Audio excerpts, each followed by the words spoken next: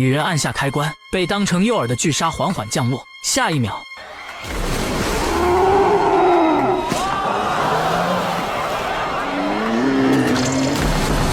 在场观众非但不害怕，反而异常兴奋。当平台缓缓降下，鲨鱼如同蚂蚁般被它含在嘴里。它就是史前2000万年前灭绝的海洋霸主苍龙。这里是侏罗纪公园。10几年前，科学家们在一块琥珀蚊子血中提取到远古恐龙的 DNA， 再用基因编辑技术加入多种现代动物基因，重组编辑，并且成功将其孵化。公园为了博取眼球，让科学家们制造出各种各样的恐龙。女主是这片公园的负责人。这天，老板来视察工作，给她展示了最新研制暴虐霸王龙。他们一进来就发现了钢化玻璃上的裂痕。当老板跟他对视时，一种恐惧感油然而生。他有点担心园区的安全度不够，想邀请男主过来出意见。男主是一名退伍海军，现在是个驯龙师。这时，一个工作人员一不小心摔进了迅猛龙的园区。他们都是食肉动物，眼看就要被大卸八块。男主毫不犹豫冲过去，打开了大门，想用自己的经验安抚迅猛龙。可迅猛龙好像也不是很给面子，龇牙咧嘴，蠢蠢欲动。他让工作人员先出去，自己再慢慢靠近大门，一个翻滚成功逃出。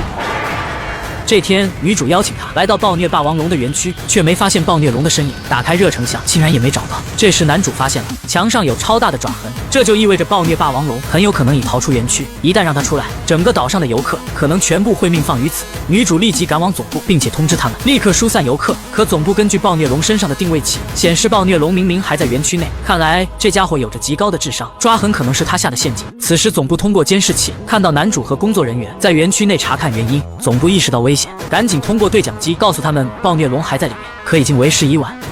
这个工作人员因为肥胖跑得比较慢，直接被暴虐龙抓起，然后一口咽下，都不带嚼一下的。看来减肥跑快一点真的很重要。而另一名员工抢先跑了出去，还关上了大门。暴虐龙就在身后狂追，就在关上门的一瞬间，他也逃了出来。钢铁水泥大门居然抵挡不住暴虐龙。男主见状赶紧躲到汽车下面。暴虐龙已经从那狭小的门缝潜出来，他被吓得不敢发出一点点声音。转头一看，那个员工就躲在汽车前面。暴虐龙循着气味缓缓向他逼近，然后觉得汽车碍事，一巴掌拍飞。下一秒，一口将气含在嘴里。接下来的目标就是男主了。他用小刀割开汽油管，准备遮掩气味。下一秒，一个车子那么大的头颅出现，他在地上不敢发出一点点声音。汽油掩盖气味果然有效果，顺利躲过了暴虐霸王龙的嗅觉。现在他跑出了园区，一路向南，那里是游客的聚集地。一旦让他到达那里，对所有人将是一场屠杀。而女主想让工作人员疏散游客，却被老板制止。一旦通知疏散游客，公园的声誉就会一落千丈。老板派出武装小队前去阻止暴虐龙。他们跟随定位器，在河边发现了一块恐龙肉。暴虐龙已经将追踪器从体内挖了出来，看来他有不低的智商。这时，上面滴下几滴血，抬头一看，一个庞然大物慢慢显现出来。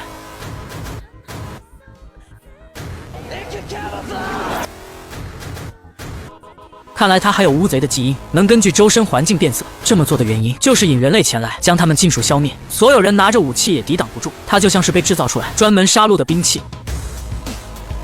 这场屠杀异常惨烈，没过几分钟，10几人的武装小队已全军覆没。公园本想用它博人眼球赚钱，却不料造出了一台杀人机器，因为它将会杀掉整座岛上的一切活物。女主下令疏散岛上所有的游客，突然想起自己2个外甥也在外面，而这兄弟俩却因岛上信号差，听不清女主说什么而挂断电话。工作人员查到他们还在园区游玩，女主要求在那里的管理员先去救他2个外甥，但管理员表示都走不开。她赶紧找到男主，希望他可以和自己去救2个外甥，殊不知他们已经被暴虐龙盯上了。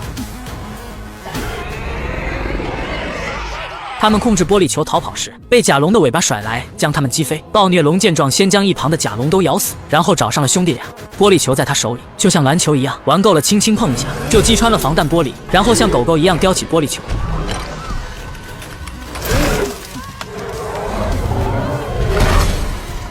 眼看兄弟俩就要命丧于此，好在松开了安全带，成功脱离虎口。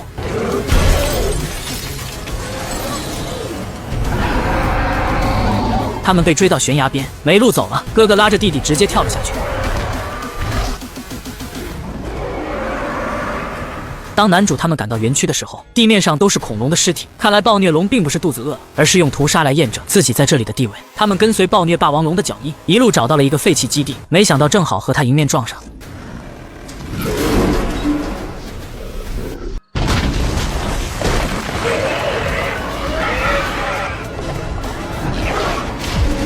他们开始拼命逃跑，好在园区老板终于良心发现，驾驶直升机前来营救，手持加特林对暴虐龙疯狂扫射，暴虐霸王龙拼命逃窜，然后撞破翼龙的观景棚。更大的危机出现了，数千只翼龙从缺口处逃了出来，直接将直升机撞失控。园区老板最终坠毁在了翼龙的窝里。很快，翼龙就飞到了游客这边，开始捕抓啃食地上的人类。这个女人站在马路中间，下一秒，一只翼龙将她抓起。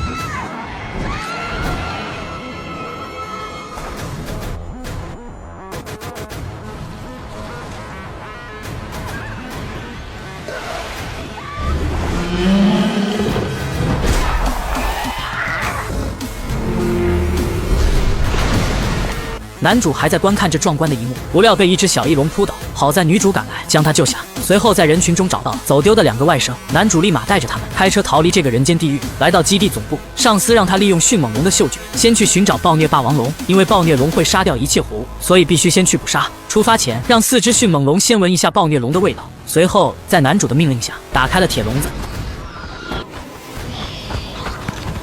男主紧随其后，没一会儿时间，迅猛龙就停了下来，看来暴虐龙就在这附近了。这时，暴虐龙慢慢走出，可他们之间却没有展开厮杀，而是密切的开始交流。男主猜测暴虐霸王龙还有迅猛龙的基因，没想到这家伙捕获恐龙的能力一套一套的，把迅猛龙说到策反了。这下他们强强联合，目标转向了人类。士兵们意识到不对劲，立刻开火。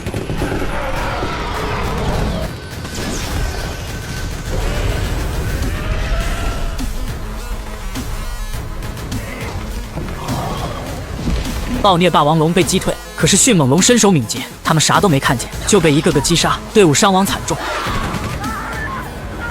男主见状赶紧逃离，女主紧随其后。他们来到实验室，看到一个高管正在将所有恐龙的 DNA 打包带走，要去世界各地制造出更多的恐龙。看来他是完全疯了。突然，一头迅猛龙缓缓走进实验室，将高管活活送走，真是恶有恶报。男主他们趁机逃走，刚到门口就见到3只迅猛龙在这里等候多时，慢慢围了上来，并没有发起攻击。男主轻轻抚摸着他们，看来他们想起了男主。就在这时，暴虐霸王龙看到这几个小不点背叛了自己，顿时火冒三丈。迅猛龙不甘示弱，也吼了回去。暴虐龙见状发起了进攻，一巴掌拍飞一只迅猛龙，其他2只也蜂拥而上，因为体型悬殊，最终都被一口咬死。为了活命，女主跑到一个大门前，命令手下打开大门。她手持仙女棒，黑暗中一个庞然大物被仙女棒引来。女主见状赶紧跑，将霸王龙引到了暴虐龙这边。果然，一山不容二虎，不对，是龙。2个王者一见面，立马争夺地盘。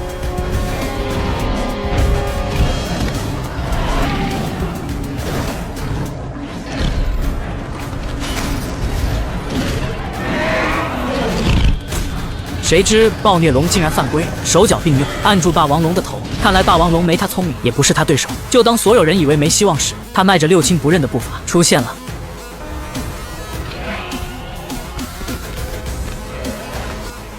一个王者怎么会容忍小不点踩在他背上呢？这时霸王龙瞅准机会反击，他们打出了完美的配合，把暴虐龙打得毫无反抗之力。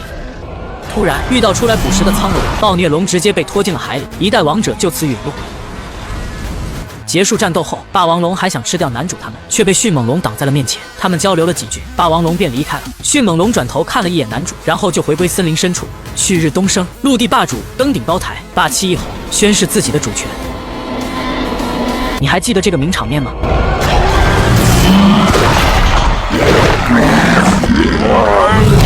结尾中，暴虐龙被苍龙咬住，拖到水里死去。但暴虐龙是吴博士的毕生心血，在一个风雨交加的夜晚，他派出一艘潜艇来到苍龙领地，成功找到暴虐龙的遗体。他们割下一块骨头，准备带回去研究。可当潜艇要离开时，一张血盆大口突然出现，潜艇的下场大家可想而知。而岸上的阿伟失去潜艇的信号，正在焦急地呼叫对方。这时，直升机上的队友不停叫他快走，仿佛看到了可怕的东西。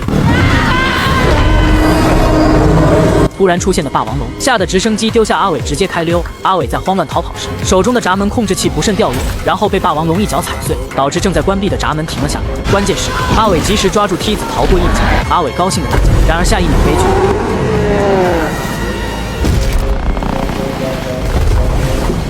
剧。就这样，阿伟死了，而苍龙也从关闭一半的闸门流向了大海。5年前，公园遭到暴虐龙的破坏，导致关闭。然而没有了人类的干预，恐龙们反而因祸得福，在岛上过着十分安逸的生活。但是好景不长，岛上的火山突然苏醒，并且即将爆发。得知消息的人们议论纷纷，呼喊米国高层对恐龙出手相救。然而高层们讨论出的结果却令人失望，他们认为恐龙不是大自然的正常产物，没有义务保护它们。随后在媒体上宣布让他们自生自灭。听到消息的女主很不甘心，因为她从小看着这些恐龙长大，无论如何都要救下它们。这天，一个富豪找上女主，说是自己有一个闲置小岛可以放置恐龙，但需要女主提供恐龙们的定位识别。女主听到能救恐龙，没多想便欣然答应了。但还有一个棘手问题，那就是捕抓迅猛龙小蓝。为此，女主找上了我们的男主，希望他能帮忙找到小蓝。但男主犹豫着，并没有答应。夜晚，男主看着以前饲养迅猛龙的视频，原本养大的4只迅猛龙，如今只剩下迅猛龙小蓝还活着。最终，男主于心不忍，也跟着出发。富豪派出了一支雇佣军小队，说是为他们保驾护航。很快，男主靠着迅猛龙的生活习性，成功找到了小蓝。独自生活几年的小蓝狂野了不少，男主还想用牛肉干拉近距离。虽然很尴尬，但小蓝还是信任地靠近了男主。男主伸出手，准备抚摸老朋友。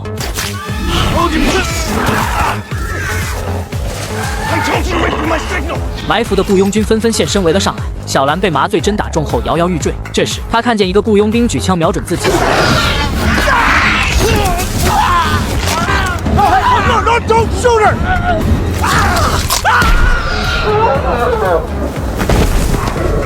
男主看见小蓝中弹，很是生气，刚想反抗，却被雇佣军头目的麻醉针打中。原来表面上救恐龙的富豪，背地里是想把恐龙抓住卖给富人。之后他们把恐龙装上车，便开始离开。此时火山已经喷发，但男主还处在麻醉状态。这时一只大可爱走到男主身边，善良的他决定出手相助。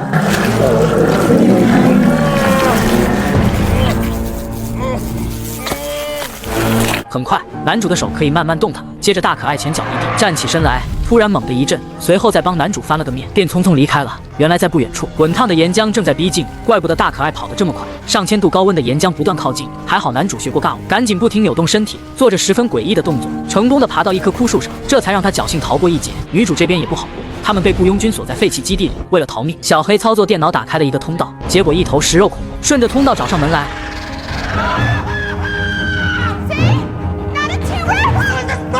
食肉龙看见食物准备干饭，忽然一滴炽热岩浆落到脑壳，烫得他不停地挠啊挠。借此机会，女主两人赶紧爬出管道，成功将食肉龙困在里面。此时的火山已经彻底爆发，这时男主也跑了过来，身后一群恐龙也在逃命。在恐怖的自然灾害面前，再庞大的恐龙也只能逃跑。几人为了不被惊慌的恐龙群踩死，躲在一根枯树后面。好在发现了一个观光球，可男主还没坐进去，一条食肉牛龙发现了他们。可牛龙又突然盯上一头逃跑的中国角龙，并且还动起手来。只是角龙也不惯着他，给出十分强烈的反击。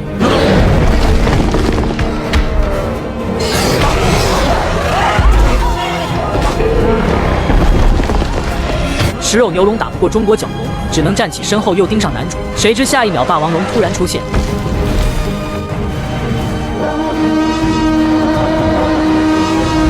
霸王龙果真是永远的神，但目前情况紧急，霸王龙救完人后也得灰溜溜的走了。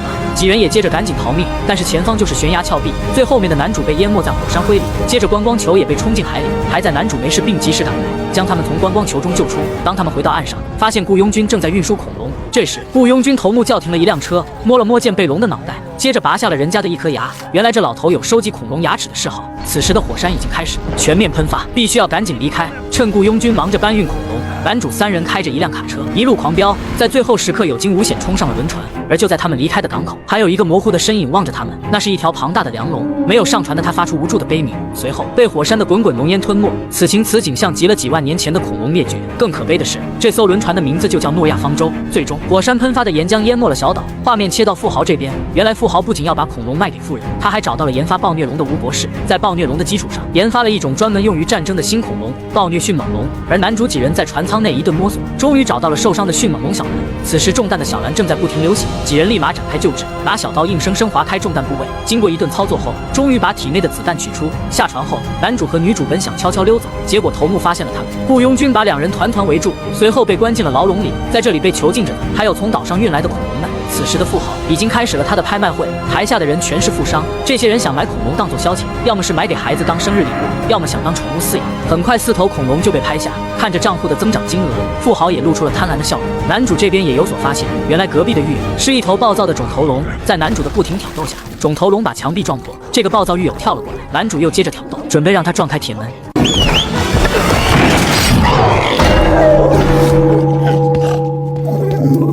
这一下真的是脑壳疼，随后肿头龙晃悠悠地离开了。此时的拍卖会已经到了压轴环节，一条暴虐迅猛龙被送了上来，这是第2代暴虐龙，比上一代暴虐霸王龙更加完美，生性狂暴且智商超群。而就在台下富豪抢拍时，保镖身后的电梯突然打开，只见那头肿头龙就在其中，紧接着肿头龙一个冲锋，把保镖撞飞数十米。这只小可爱貌似十分仇富，专挑有钱的撞。很快，拍卖会被他弄得乱作一团，富商们全部跑了出来。这时雇佣军头目走入会所，看见了这头暴虐迅猛龙，头目举枪射出2发麻醉剂，打在暴虐迅猛龙身上，在麻醉效果下，恐龙突然晕倒。随后，头目放心地走入笼子里，拿来钳子准备拔牙。这时，恐龙尾巴突然翘起。原来恐龙为了骗男人打开笼子，故意装晕的。暴虐龙轻轻用力把头目地手咬断，那么头目的下场大家可想而知。这时一个男人趁恐龙在吃人，准备悄悄逃命。他跑入电梯里，结果发现里面有几个同行。他推开一个女人想按按钮，谁知女人看见恐龙吓得大喊，结果被暴虐迅猛龙发现了他们。接着暴虐龙打开笼子，朝着他们袭来。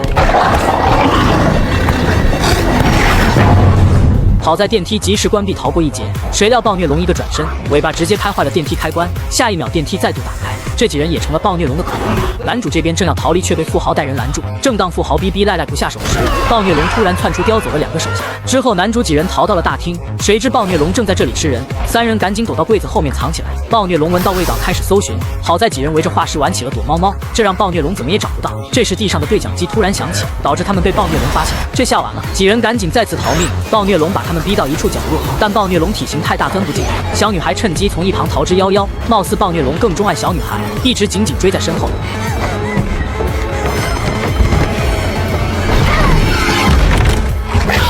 小女孩跑入自己的房间，躲进被子。按理说，电影中躲进被子等于无敌，但暴虐龙是个愣头青，他爬上人家的屋顶，随后从阳台走了进来，找到了床上的小女孩。就在他要把小女孩撕成碎片时，男主终于及时赶来，拿枪朝他连开数枪。暴虐龙中弹后被打趴在地，可正要终结他时，枪里却没了子弹。这下男主可要完蛋了。关键时刻，小兰也及时赶来，毫不畏惧地扑向暴虐龙。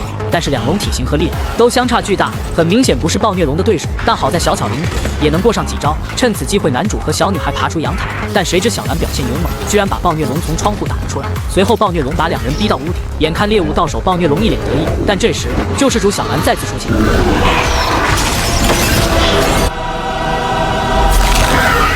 最终，暴虐龙被3角龙化石戳死，而小兰踩在身上，侥幸活了下来。电影最后被关的恐龙全部逃了出来，而贪婪的富豪最终也被恐龙吃掉。